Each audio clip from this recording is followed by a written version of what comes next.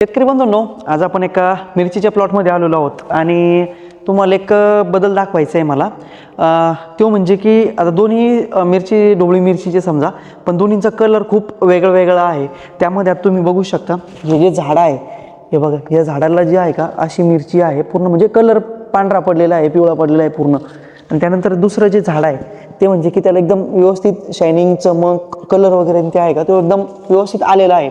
तर यासाठी आपण काय केलं पाहिजे आणि असं हे कशाने होत असतं, जेव्हा अन्नद्रव्यांची सूक्ष्म अन्नद्रव्यांची डेफिशियन्सी येते, त्याचबरोबर सल्फर झालं, त्यानंतर आपलं मॅग्नेशियम झालं, त्यानंतर पोटॅशियम झालं, जेव्हा यांची कमतरता आपल्या प्लॉटमध्ये येत असते तेव्हा जे एक असा प्रॉब्लेम जे एक आपल्याला जाणवत असतो।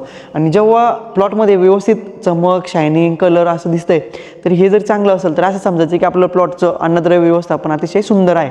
आपल्याला जे आहे का ही मिरची, या मिरचीसारखी आपल्याला जर करायची असेल, व्यवस्थित कलर जर व्यवस्थित आणायचा असेल, तर त्यासाठी बेस्ट कॉम्बिनेशन असणार आहे ड्रिप इरिगेशन थ्रू। आपल्याला 1 एकर क्षेत्रासाठी मॅग्नेशियम सल्फेट 10 किलो घ्यायचे आहे।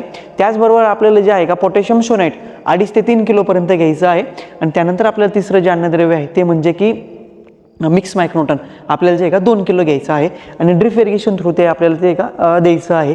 हे देत असताना आपल्याला वरतून फवारणी घ्यायची आहे। फवारणी घेत असताना ऑर्थोसिलिक ॲसिटिक ॲसिड जे असतं, ओसा नावाने पण मिळतं, बऱ्याचशा नावाने वेगळ्या, तर ते आपल्याला 20 लिटर पंपसाठी एक साधारणपणे 50 ml पर्यंत घ्यायचं आहे।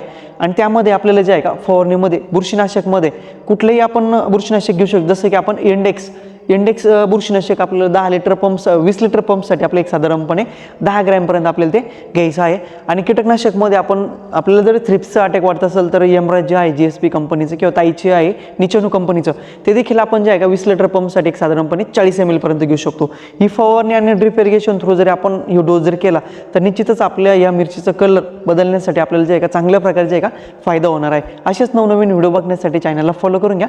धन्यवाद।